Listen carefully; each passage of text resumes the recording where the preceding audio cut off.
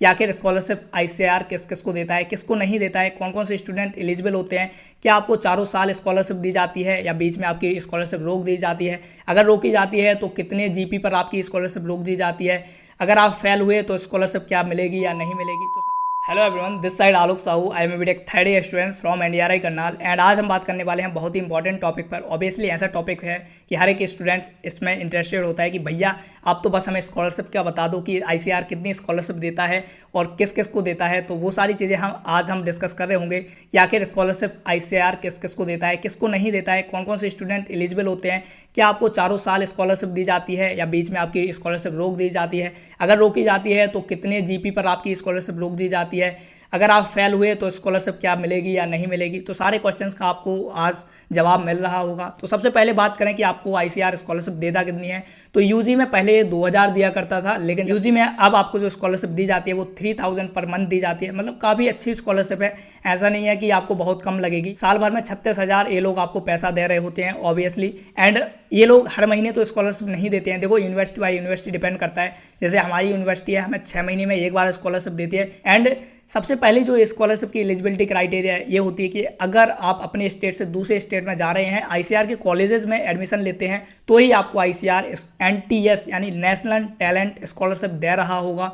अगर आप अपने ही स्टेट के कॉलेज में एडमिशन ले रहे होते हैं तो आपको आईसीआर स्कॉलरशिप नहीं देता। अगर आप आईसीआर के थ्रू अपने ही स्टेट में कॉलेज लेंगे, जैसे कि कोई हरियाणा का स्टूडेंट है, उसने एनडीआरआई करनाल में एडमिशन लिया तो उसको स्कॉलरशिप नहीं मिलती है। लेकिन जैसे मैं हूँ, मैं एमपी से यहाँ आया हूँ हरियाणा में, तो मुझे स्कॉलरशिप मिल रही है। एंड ऑब्वियसली अभी भी मेरी स्कॉलरशिप कंटिन्यू है क्योंकि मेरा रिजल्ट अच्छा आता है, मेरी जीपी ठीक ठाक मेंटेन हुई रहती है, इसलिए मेरा रिजल्ट अभी तक कंटिन्यू है। कई सारे स्टूडेंट्स का यहाँ रिजल्ट रुक जाता है क्योंकि यहाँ पास होना ही बहुत बड़ी बात हो जाती है। अब बात आती है कि किन किन स्टूडेंट्स को स्कॉलरशिप हमेशा मिलती रहती है। तो इनके रूल्स हैं कि अगर आप 7 जीपी से ऊपर हैं तो आपको स्कॉलरशिप कंटिन्यू दी जा रही होगी। अगर आपकी एसजीपीए 7 जीपी से तो ऊपर है, लेकिन अगर आपका किसी सब्जेक्ट में बैक लगा है तो आपको स्कॉलरशिप नहीं दी जाएगी।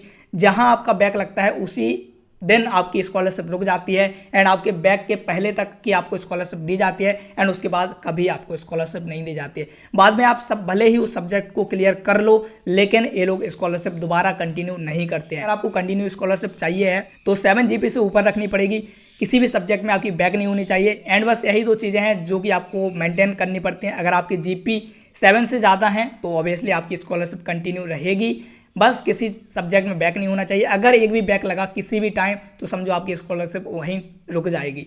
तो इस तरीके से इनका एलिजिबिलिटी क्राइटेरिया वर्क करता है। बाकी यूजी के बाद अगर आप पीजी में जाते हैं तो पीजी में 5,000 रुपये मिलते हैं और इनका फिर जीआरएफ आ जाता है और नॉर्मल होता है मास्टर्स। तो मास्टर्स के बाद अगर आप पीएचडी में जा रहे होते हैं तो 31,000 और 35,000 दो मिल रहे होते हैं।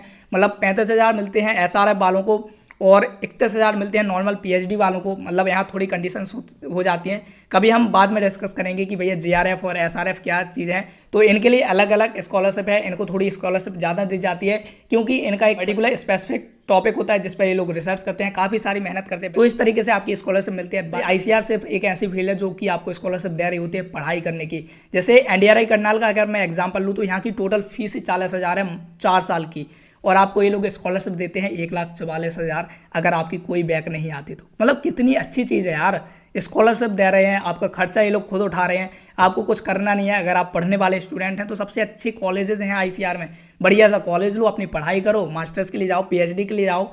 मतलब आईसीआर बना ही उन स्टूडेंट्स के लिए जिनका इंटरेस्ट पढ़ाई में है।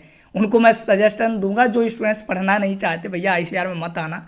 अगर आपको आईसीआर में आना है तो पढ़ना तो पड़ेगा, अगर नहीं पढ़ोगे तो बैक लगती रहेंगी, फिर प्रॉब्लम आएगी। एंड इनका जो क्राइटेरिया होता है वो पास होने का क्राइटेरिया ही 65% होता है। यहाँ 33% का कोई वो नहीं चलता। अगर आपके 65% आते हैं 100 में से तो ही आप पास हो रहे होंगे, वरना आप फेल हो जाएंगे। तो ऑब्वियसली मेहनत करनी पड़ेगी आपको अगर आप यहाँ आते हैं। यहाँ क्या किसी भी कॉलेज में जाते हैं, हर एक कॉलेज का सेम ही सीन है, 65% तो आपको लाने पड़ेंगे अगर उस कॉलेज में पास होना है तो। और पास होते रहे तो आपको स्कॉलरशिप भी मिलती रहेगी। तो यूजी में 3,000 आपको पर मंथ मिलती है, लेकिन हर महीने तो ऑब्वियसली आपको कोई भी यूनिवर्सिटी नहीं देगी। 6 महीने के गैप में देती रहती है, एक साथ पूरी आपको स्कॉलरशिप दे दी जाती है।